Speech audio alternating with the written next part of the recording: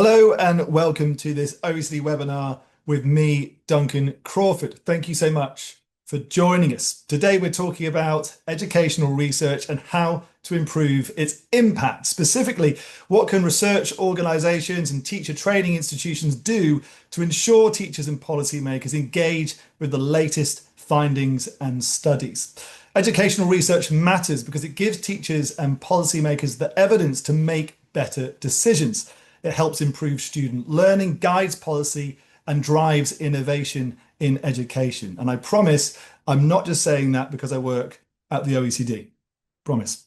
So how can we bridge the gaps between educational research, policy, and practice? Well, we're going to have a panel discussion about this in a moment. Please do use the chat function at the bottom of your screens to send in your questions, and I will try to get through as many of those as possible. But first up, let's hear from the OECD's very own François Starring, an OECD policy analyst who works on research evidence and higher education policy. He's going to outline some of the OECD's work on teacher education institutions. Over to you, François. Thank you, Duncan, and good morning, good day, everybody. Also on behalf of me, welcome to everyone and thank you for joining us. I work as an analyst in the OECD's higher education and evidence work for education teams, and I don't want to talk too much here because we're really here to listen to all of your questions and the great panelists that we have with us here. But I just wanted to give you a little bit of context on some of the work that we do at the OECD around education research and promoting its use in policy and practice.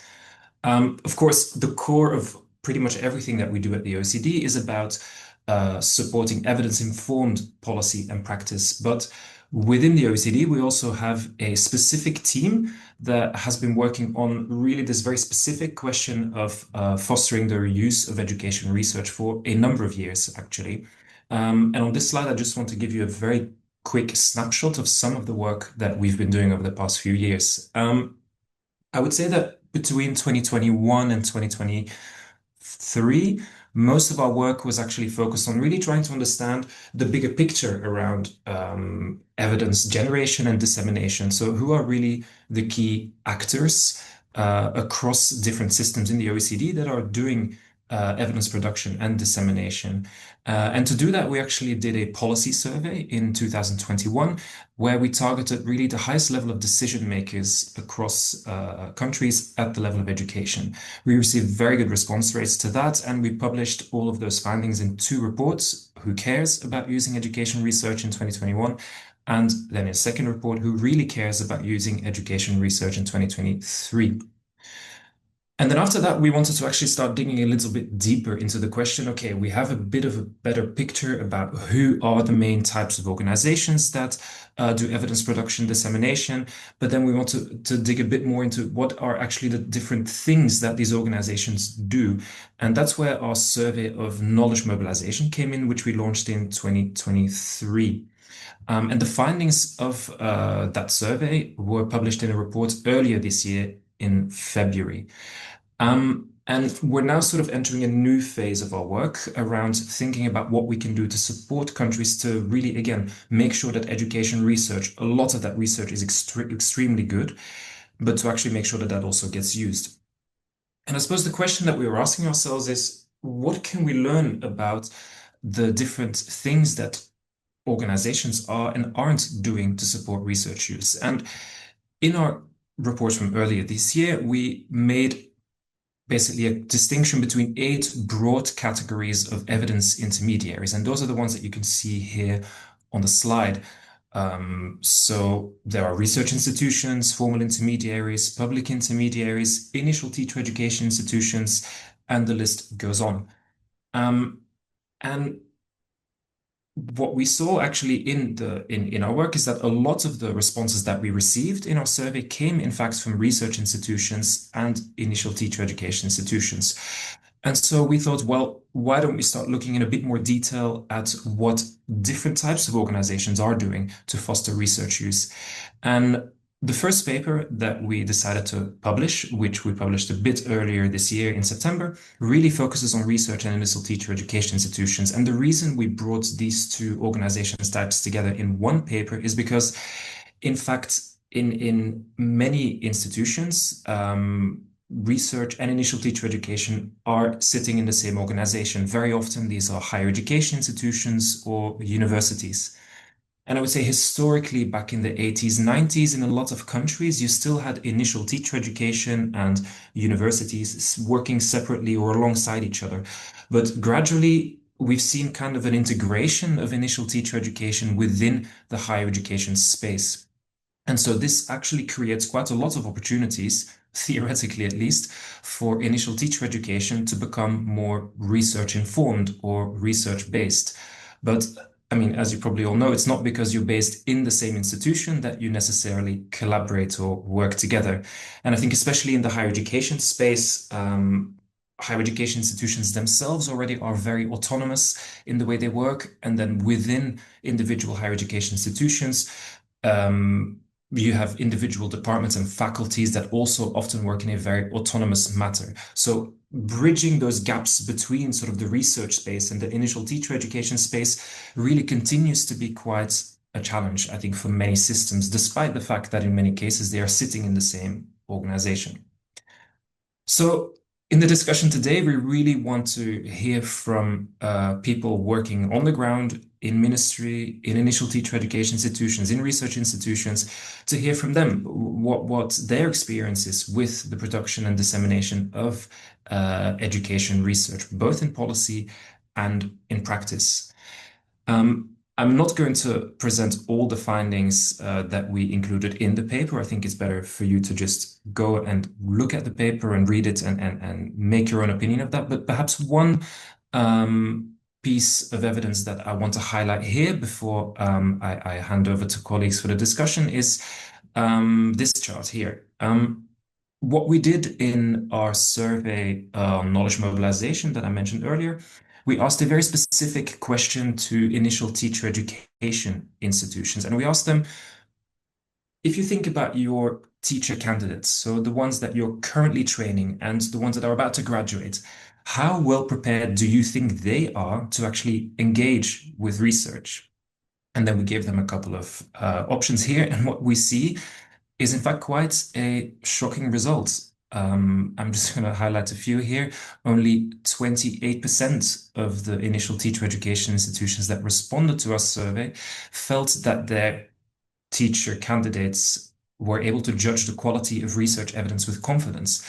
And only 35% said that when they think that teacher candidates get confronted with a problem, that they might go looking for research. So that's really a very, very low percentage. And I think another perhaps key challenge that we can pull out from this chart is that many teacher educators think that teachers and teacher candidates, in fact, simply don't have enough time to engage with research as part of their job. So I think what this broadly tells us is that there's probably an issue, probably something that we need to all collectively think about and work on to really make sure that we better integrate and connect research evidence to initial teacher education. And that's all from me for now. Over to you, Duncan.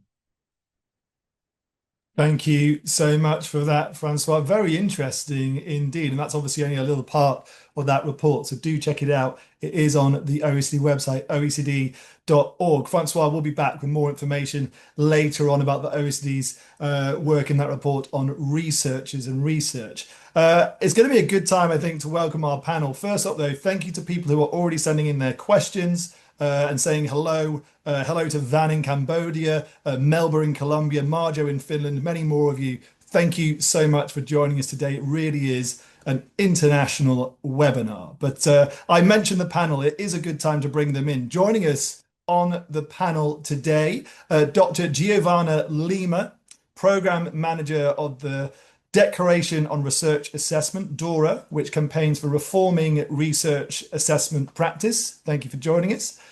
Marta Ferrero, Associate Professor in the Faculty of Education and Teacher Training at the Autonomous University of Madrid. Thanks for joining us as well.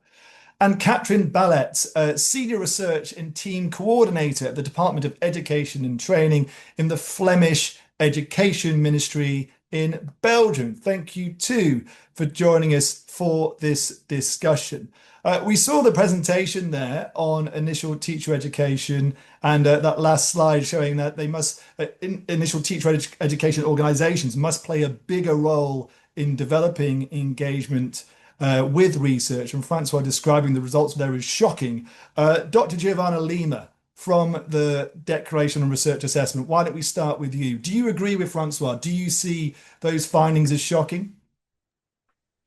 We see that that gap between research and practice, not only in education and research, of course, but in other areas as well. And this has been an important focus nowadays in higher education institutions as a whole on how can we have perhaps not more, but more frequent, let's say, research impact.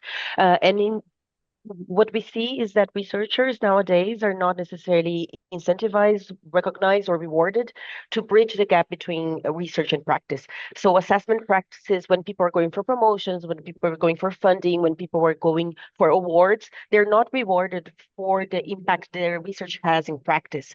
So that's why DORA is here today, I suppose, because we advocate to incorporate different types of impact into assessment of researchers that then can bridge the gap between policy and practice. So the short answer to your question is yes, because initial teacher education institutions can change the assessment practices, the skills that they're developing people, the outputs they consider, but they're not, but the job is not only theirs. So that's where I would say yes and. So we need not only the initial teaching and education institutions, but then, of course, higher education institutions, but then also the funding organizations and governments to really change the way they value and assess research and researchers. So researchers' careers nowadays are limited. What is considered in their progression is limited, and the same is the case for research. So the types of outputs we need for research impact to happen, especially in education research, are different than journal articles. So we need different types of outputs. We need different kinds of skills, and that's what we advocate for. Thank you so much for that. And just to do a quick follow-up, what then do you think is going wrong here? Should teacher trainers care more about you using research, and why aren't they? What's the big issues which are causing this to happen where there's this disconnect? We see this as a system level problem. So we see that people are constrained in time. Both researchers and practitioners don't have enough time to connect. They don't have the correct structures to connect as well. And then both sides are not incentivized or recognized or rewarded to bridging that gap. So then that means it's a multi-level approach that we also need to have. So it's not one lever that we need to pull, it's many of them. And then each individual person and each individual institution needs to understand what's the best next step they can get. So when we are, for instance, if someone in this call today is a teacher, they will perhaps need to expand their networks. And if they are research education colleagues, perhaps they need to think of the different type of outputs they need to do differently to connect with practitioners. And if you are a dean of research or if you are leadership in one of these institutions, then you need to think of your assessment criteria. You need to think of hiring different people with different skills. And as I say this, it sounds really big, but since it's a multi-level approach, the piece for each person is small because it's different small actions from each of the different players that need to happen for the whole system to change. So assessment and connecting with practice is not something that happens out there. It's something that we can do in our everyday choices. So when our colleagues are thinking, when our research education colleagues are thinking, I'm going to publish, what you're going to publish? Is it a journal article or is it an open educational policy brief that you can connect with policymakers and practitioners? So that decision is what we want to facilitate is that decision doesn't hurt their careers because right now they're being led to only publishing the journals and not necessarily create those diverse outputs. So it's unfortunately I don't have a short answer for you for that question. It's kind of a multi-dimensional problem that we need to face. Don't apologize. That's a very good answer, I think, and it set us up for the rest of the discussion. I saw Marta Ferrero nodding along at various times to what you were saying. Marta from the Autonomous University of Madrid. Thank you for joining us. Let me bring you in on this. In your view, how do initial training organizations currently integrate scientific research, and are they doing it often enough or not? Well, I think that we have too much work to do. I think that I completely agree with Giovanna. I think that there are some aspects we must take care of in our institutions. I think that there is, in general, a belief that teaching is learned from one's own experience or the experience of others from other colleagues in the profession. I think that many students perceive teaching as a craft. And the content taught at university many times is perceived as detached from reality. And just the formality. So I think that research is associated with other areas of knowledge, such as physics or medicine, that in education there is a lack of scientific culture, I think, regarding how science works and how the science can inform educational decisions. I think that it's very important to review first year's students' epistemological conceptions about what is teaching, what is education, and teach them, or perhaps better say, show them how research works and how research can help them make educational decisions with greater confidence. And I really think that we are not doing this right now. Yeah. Okay, thank you very much. Let me bring in Katrijn Ballet from the Flemish Education Ministry. Thank you for joining us, Katrijn. What's your view? How can initial teacher education programs better embed research literacy into their curricula? Good afternoon. I thank you for that question, and I want to elaborate on what Marta said. I think it's very important to have that scientific culture and to try to support future teachers to work in an evidence-informed way. But I'm also very hopeful because I think the teacher institutes, they have a lot of work, as you said, but I think they are also having a very important role as a role model. I think they can model how to use knowledge, to use evidence in their work. So students can see how it can be used in practice. And I think that's very important. We can think about a lot of structures, and I think we have to go and look for structural opportunities, as Giovanni said, but I think it's also working on a culture, and teacher educators have a very important role in the modeling effect, and we have to be sure that they themselves are also, they also have the opportunity to develop, to professionalize in working in an evidence-informed way. Thank you so much for that. There's a number of comments and questions coming in already. One of them from Amy writing, I'm speaking from a country where a Secretary of State for Education said that we have all had enough of experts. I think we have a huge problem with research-informed practice at schools and the relationships between universities and schools. There are pockets of brilliant practice, but for us, it must be appreciated and encouraged by government. I'll let you try to guess which country that is. It has an adjective at the start of its name, I think. Also a question here from Wendy. And Dr. Giovanni Lima, I'm going to ask you this question, so a heads up. Wendy asks, how can teacher education institutions build the soft skills teachers need to confidently apply research? Yeah, that's a great question. I think it goes back to the skills that we develop in their curricula, and then in the Katrijn spoke of the word culture, and it's a word we use a lot as well, because the soft skills nowadays are not necessarily recognized and rewarded as much as those hard output related skills. So my suggestion would be, when we are talking about what success looks like, we incorporate those examples of leadership, of mentorship, of collegiality. Nowadays, we see that the focus is not on that when we're celebrating what success looks like. So I suppose it's about defining those, which are those soft skills, and how can we nurture them as institutions, and at the same time, in the communication and in the culture, that you're recognizing and rewarding that multiplicity of skills. We also say that we don't need everyone to do everything.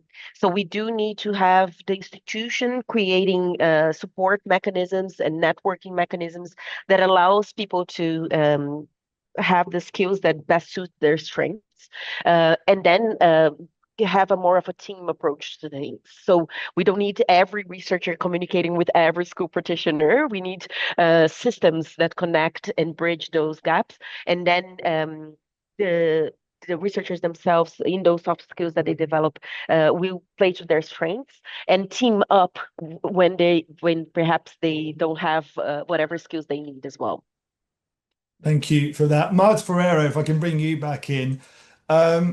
What do you think needs to happen to overcome the barriers which are preventing education research from being used in teacher education? I think that there is not a real need of this. I think that I'm talking about Spain, yeah. In Spain, the initial training teacher education institutions were not research institutions. Many teacher trainers in the past lack research abilities, and consequently, they also lack the necessity of teach about evidence-based practices. And although nowadays reality is completely different, I think that we are living in part in that past. This on one hand. On the other hand, I think that there is a huge gap between what kind of research we are doing and what kind of problems, desires, need are living teachers in their everyday work.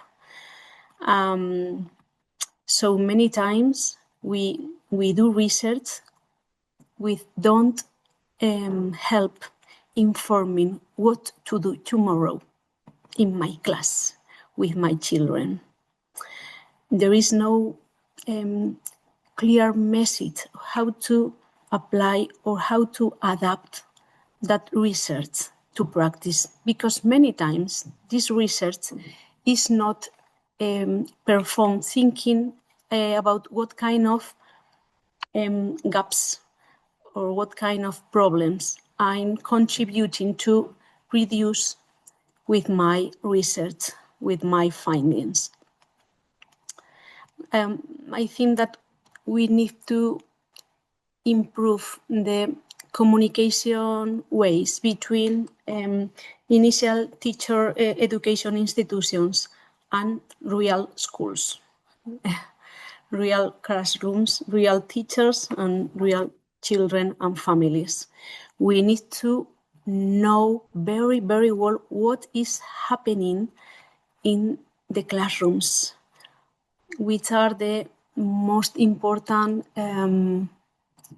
problems, desires of teachers or of families, and what can we do with what kind of research can we perform to help them. Okay. I'm not saying that basic research is not important. It is fundamental, but I also think that research with a more practical intention is essential, and we need to do more and better research of this type. Thank you for that. Let's bring in Katrijn Ballet from the Flemish Education Ministry. Your reaction to that? Do you think current research isn't actually that relevant a lot of the time to classrooms in Belgium, and that it's not practically helping teachers, or at least it's not in teachers' views in Belgium? They're not thinking of it or considering it as really helping them with the issues that they're having to solve on a daily basis. I don't think it's not relevant, but it's not applicable. I think you have a good research, you have conclusions, but as Marta said, they are often focused from another perspective than the perspective of the practice. And I will give a short example of Flanders. What we did some years ago, we installed a leerpunt, learning point. That's a knowledge center, which has to do the translation that Marta asks for. So we have research, we have a lot of research, and Leerpunt has the mandate, has the role to support researchers and schools to collaborate and to translate the evidence from research into practice and to share it with other schools. It's still new. We have to give Leerpunt time to grow, but I think that kind of institute in which we try to stimulate collaboration among different experts with different perspectives might be an answer to the real problem Marta was telling us. I see the others on the panel nodding with you, presumably in agreement. A quick follow-up for you, a question here from Jeffrey, because it is related. He asks, what communication formats and channels do teachers find most useful and approachable? For example, blogs, videos, slides, infographics. Is that part of the issue here, that the information, the research, while it might be applicable to the classroom, it's not actually being communicated in a way which engages with the teachers? Katrijn. I'm hopeful that Leerpunt, the knowledge center we are being installed, can give us some answers. But I think it's very important that we don't try to think, we as policymakers or researchers, that we know what the needs of the practice and the teachers are. If we want to know which are good formats, we have to ask them what can be useful, and then try to go and have a conversation on what can work. But I don't think we can decide top down what are good formats. Okay, I see Giovanna Lima nodding along there. To bring you back in, Dr. Giovanna Lima, how much responsibility do teacher training institutions have in developing a research mindset in the first place among people who want to become teachers? That's a good question, and one that, as Katrijn just said, it's best an answer that's best given by the research institutions themselves and the practitioners themselves.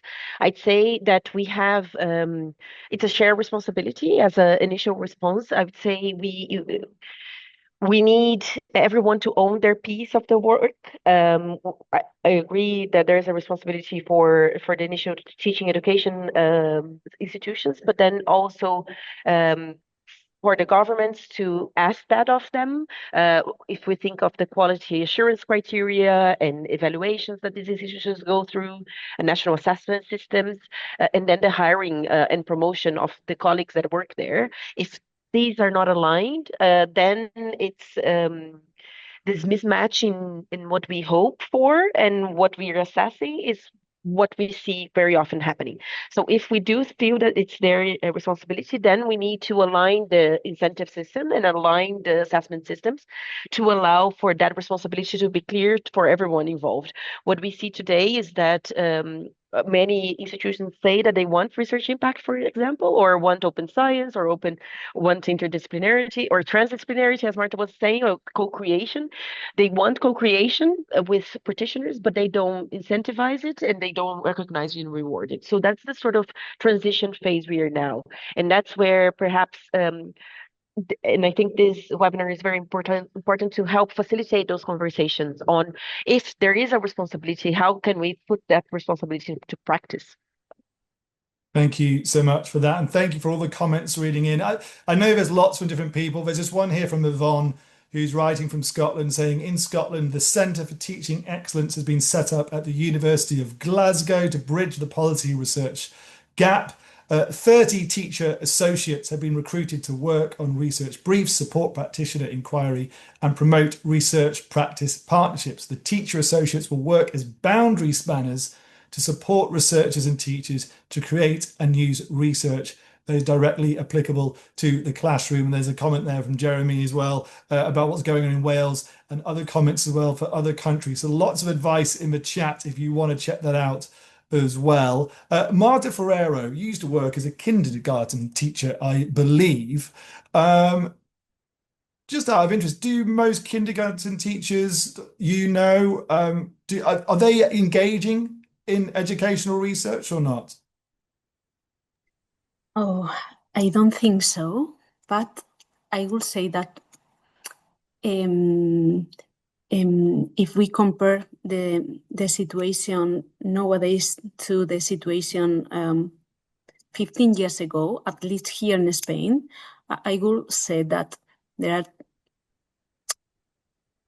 are more and more kindergarten teachers who know what is evidence-based education, who know that there is educational research, and who know some communication ways, such as some blogs, some guides, some books with our evidence-based materials that not just take into consideration expertise, intuitions, but also what research says about education and how to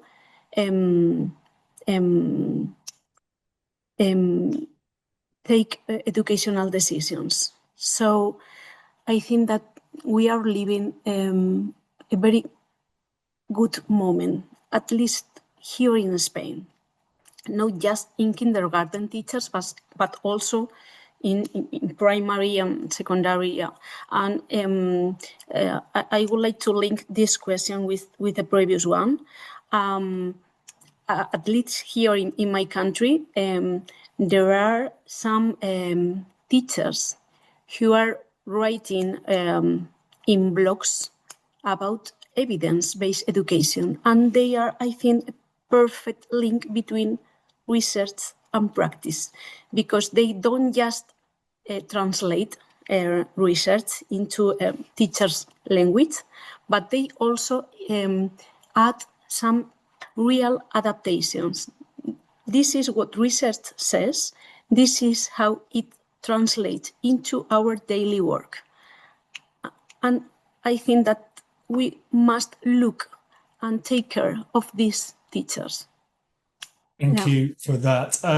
I want to move the discussion on and focus on research institutions. So let's bring back OECD policy analyst François Starring, who's now going to outline some of the OECD's work on research institutions. So back over to you, François.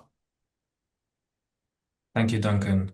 And I mean, just very quickly to say that I'm finding the discussion and reading all the comments in the chat extremely, extremely interesting. And I guess sort of on the point of teacher education, I think one of the things that we at the OECD, and I think a lot of countries as well nationally struggle with a lot, is this question, I think, of institutional autonomy. It's, of course, an incredibly important cornerstone of higher education, academic autonomy, academic freedom, and initial teacher education institutions being located very often within the university sector. So if we all agree that initial teacher education should play a role in developing research engagement skills, but perhaps they're not doing it enough, how do you then incentivize them or support them to do that? And I think that's really sort of the terminology and approach that we should be using to try and think about how we can support and incentivize teacher educators to do that.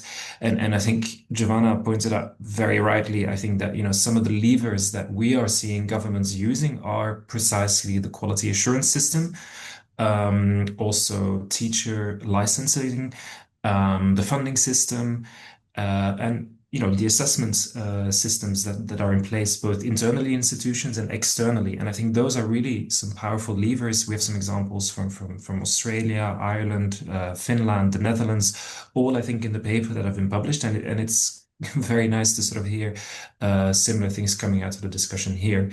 But perhaps now coming back, indeed, as Duncan said, sort of a second piece that we look at in the paper that we published back in September. So the first one was really initial teacher education, teacher educators. The second was really research staff working in research institutes.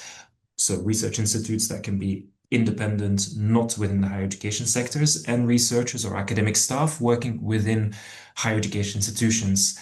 And I guess, I'm not saying anything that's very new here, but the profession of being an academic is in fact extremely diverse and extremely complex. I think most academic staff play some role in teaching, in research. In some systems, it's much more diversified. You will have a separate research track or teaching track, but those are already two quite big and difficult tasks for an academic to do. And then if we unpack that a little bit more, many academics also want to, not all of them have the time to, or have the necessary skills or competence to, also want to do some form of service, engagement, or leadership work.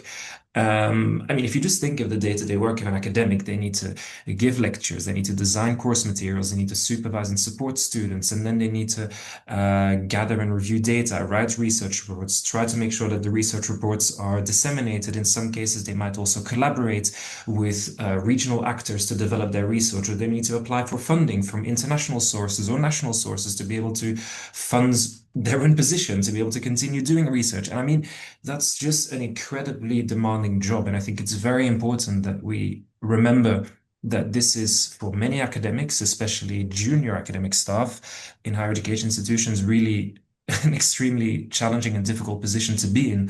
So if we are then saying we think that researchers need to do research that is more directly relevant to the needs of educators in the classroom, or more directly relevant to the needs of policymakers, or they should also be offering training to teachers on how to use their research findings, on how teaching can or could be done differently. Those are all really, that's a lot for us to ask of an individual researcher. And if we then look at what's in fact recognized when we look at, in very broad terms, the research assessment systems or academic assessment systems that exist in countries, both at sort of the national level and also at institution level, that's in fact quite narrow. We are still, I think, in a situation where, particularly when we look at research, we are taking a very quantitative approach. We look at bibliometric data, at scientific outputs. Have research articles been published in high impact journals? Instead of actually also recognizing, I think Marta referred to this, more applied research that is more directly relevant to the needs of teachers. And I think that's really something where that we can all work on. And just one last picture that I want, or figure that I want to show before I'll hand over to others again, and this is also in our paper. We also asked a question to research institutions, and we asked them, if you think about the research staff in your institution, what are in fact the incentives that they have to disseminate their research, so engage in some form of knowledge mobilization, or to engage in collaborative research, whether that's collaborative research with policymakers or with teachers in the classroom. And what we saw is, in fact, that most of the motivators or the incentives for researchers to do this type of more applied or collaborative research or to disseminate their research is actually coming from intrinsic reasons or personal motivations to do that.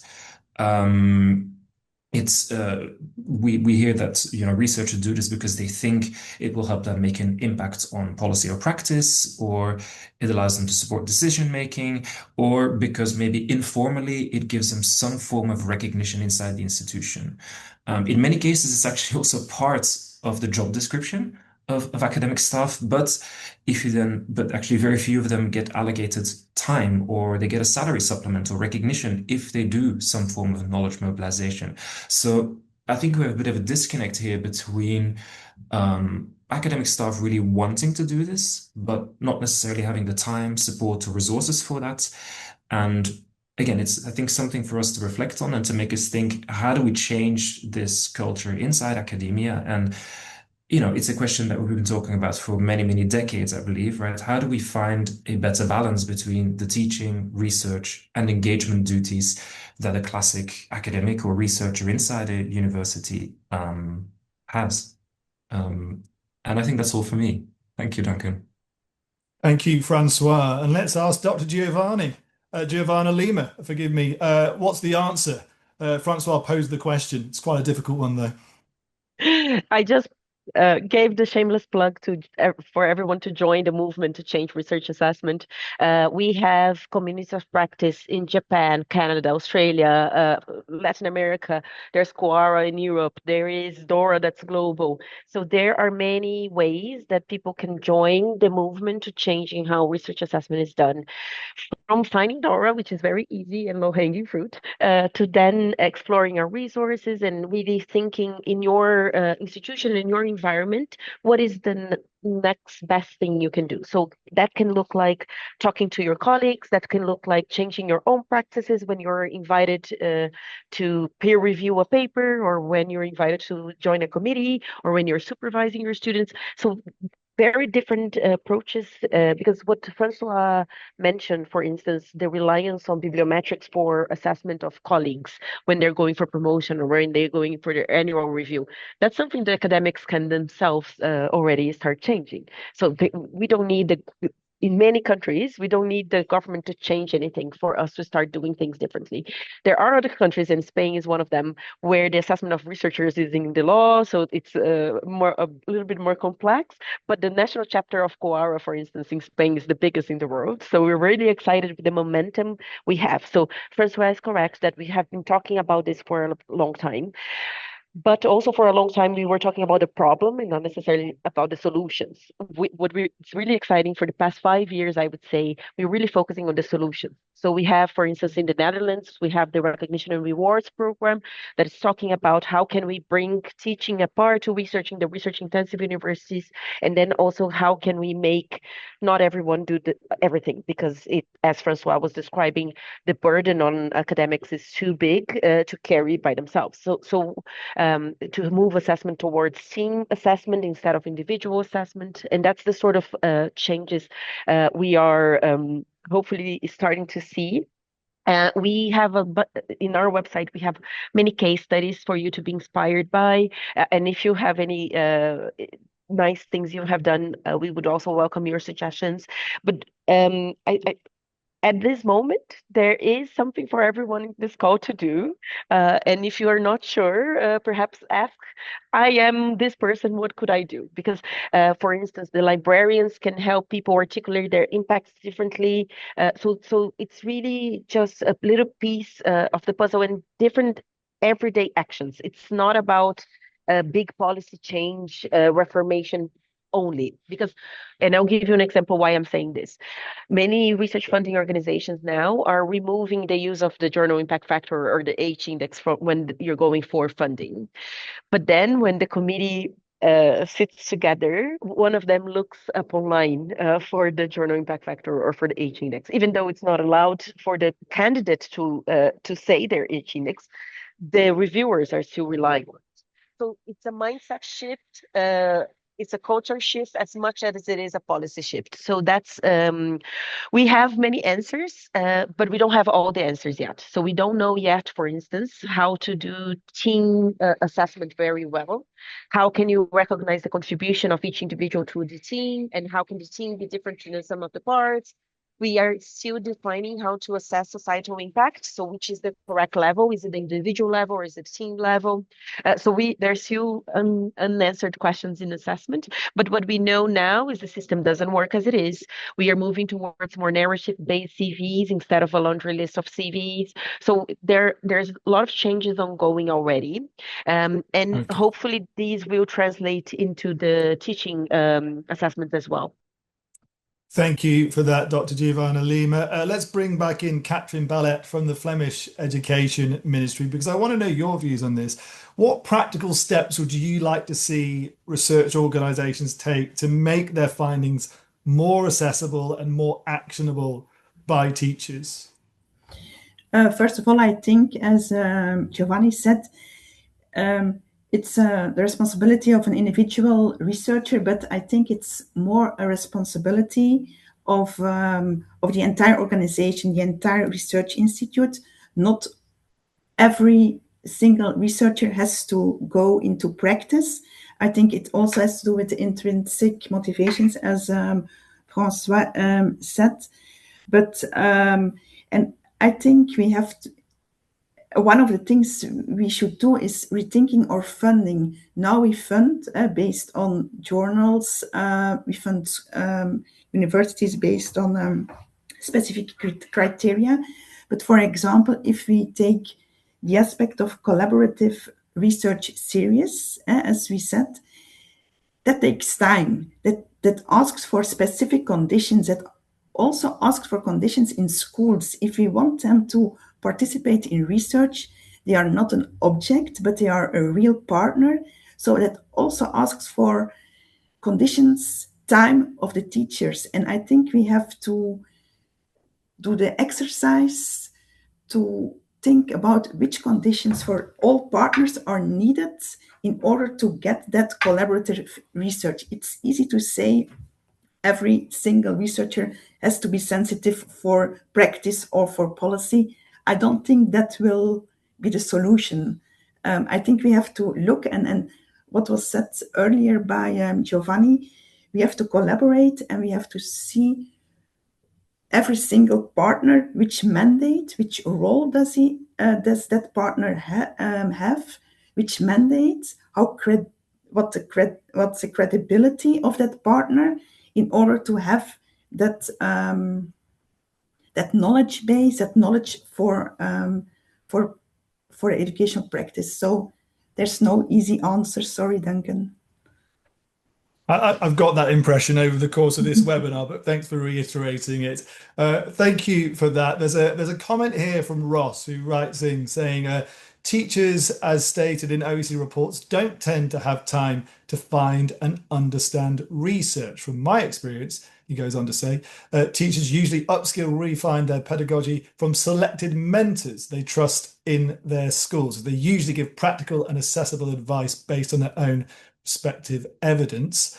A question here from Wendy as well. Associate Professor Marta Ferrero, I'll throw this one your way. Wendy asks, how do you move teachers from research awareness to research ownership?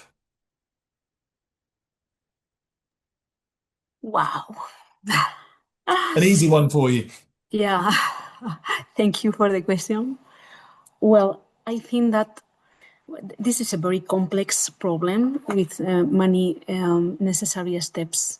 But I really think that if a teacher understands how science works and how it can help him, her, it will be easier for this person to try to look for research, try to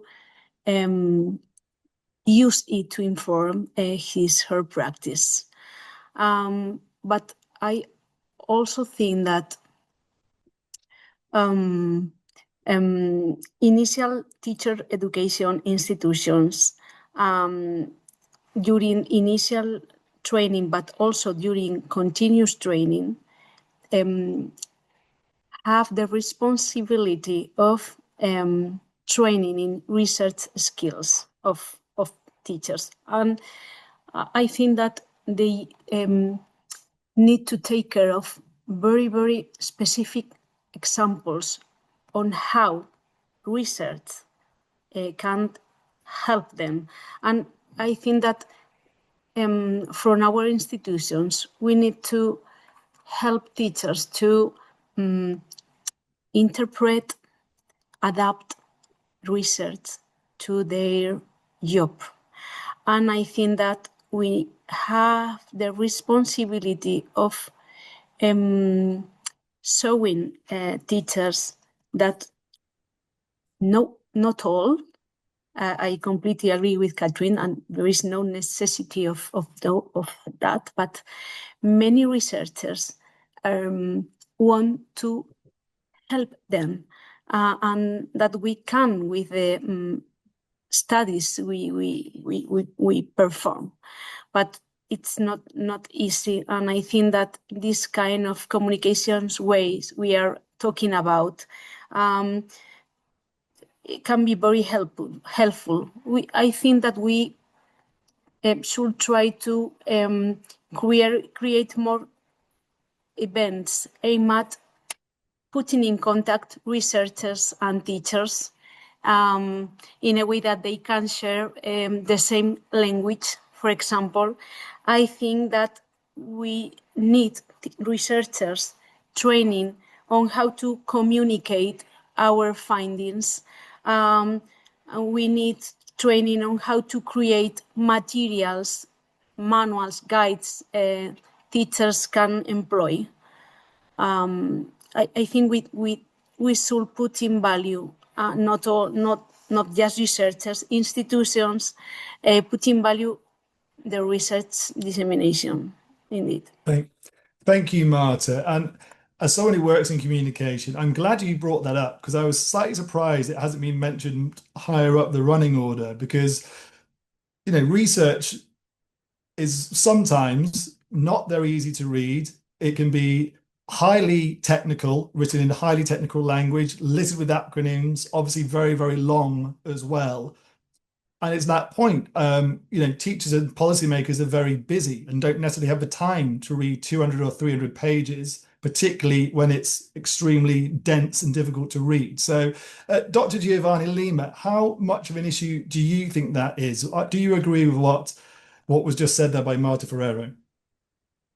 Absolutely. Communication, dissemination needs to be done differently. It needs to be done with different skills.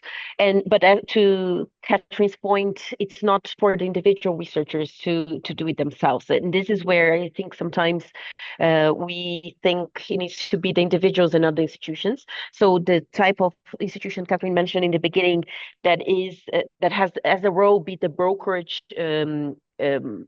institution is what we see working the best. That's also true with knowledge mobilization roles, research impact roles in universities that we see increasing a lot. But we also see the need for government to be ready to take that science in. We are seeing now the scientific advice mechanisms being much more active in many countries. We are also seeing chief scientific officers, liaison fellowships for both researchers to come to the government and for government to come to researching institutions.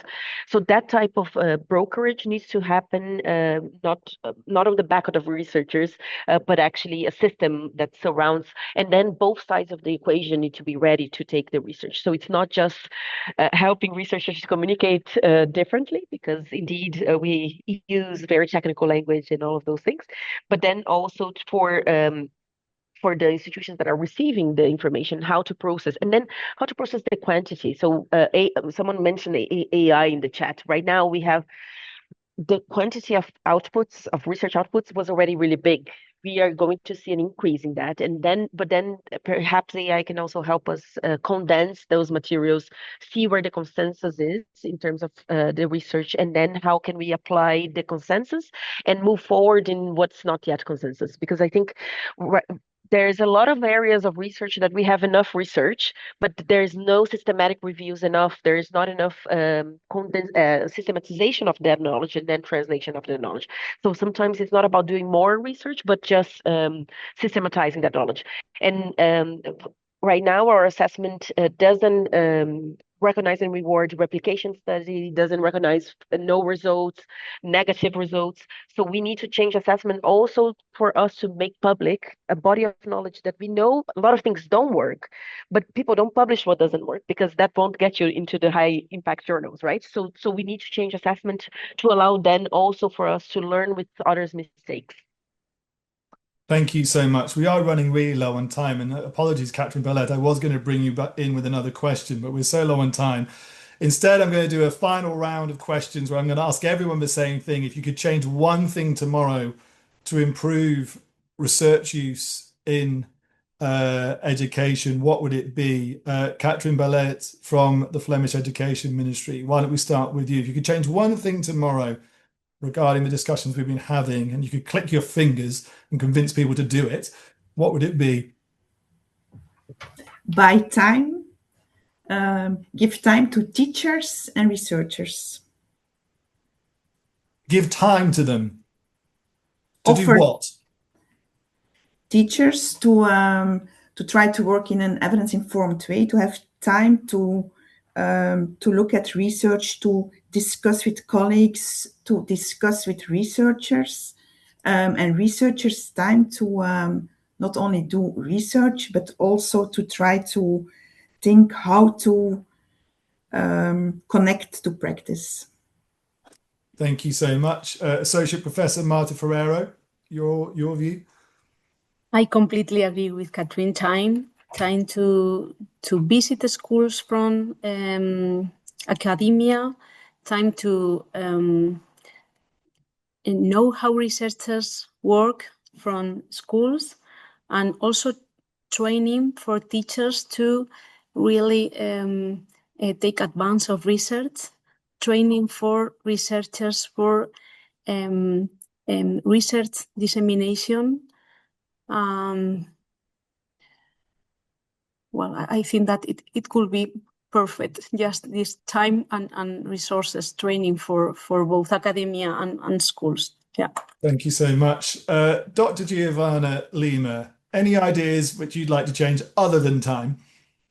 Well, I was going to suggest how can we buy time? And so perhaps to give a solution to the problem, how can we buy time?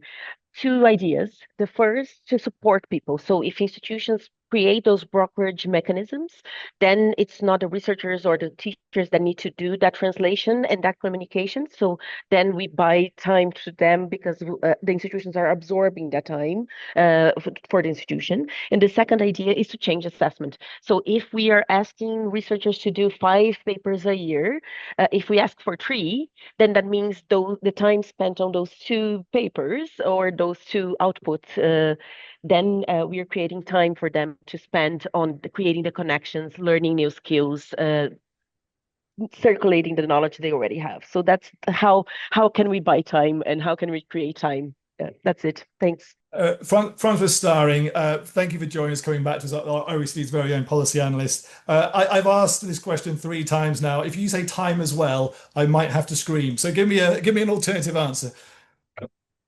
I took indeed note of time, training resources, and assessment or recognition, right? So those are the 3 things that I think we've heard so far. And I wrote down a 4th one, which I think is giving a clear mandate or being clear about who is responsible for what. And I think we can have that both within the higher education institutions, so within ITEs, within research institutions. And I think it comes back to the points that several of you were making earlier. Not everyone should do everything, but someone at least should be responsible or taking that ownership for knowledge mobilization. And I guess in our discussion today, we really talked about research institutions and initial teacher education institutions as one type of organization that as a government, you can really give a clear, strong mandate and resources and recognize their work in knowledge mobilization. But I think, as I mentioned at the beginning of this webinar, I mean, we're starting really work to look at really a lot of different types of organizations that play a role in education systems. So today it was really research institutions, initial teacher education institutions, but just last week we published a paper in which we looked at quality assurance agencies. And quality assurance agencies in many systems, what they do is they inspect schools, they provide them a license to operate, accreditation, etc., etc.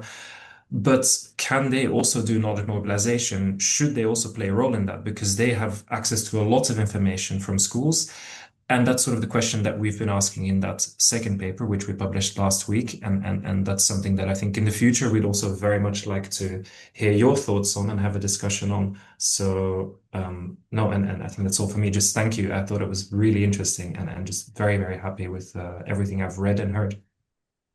Thank you so much, François. So that is it. That is all we have time for. Thank you to all our panelists and speakers today. If you want to learn more about what we've been talking about, it's already been posted in the chat, but the name of the paper one more time: How Can Research and Initial Teacher Education Institutions Strengthen Research Use? You can find it on our website, oecd.org. Thank you so much to the people working behind the scenes today to make this webinar happen, in particular, Kevin Gillespie. And thank you to all of you for taking part, for watching, and for all your questions. Apologies, as ever, I didn't even get through a quarter, a tenth, 5% of them, but I'll try to do better next time. That's it for now. All the best. See you next time.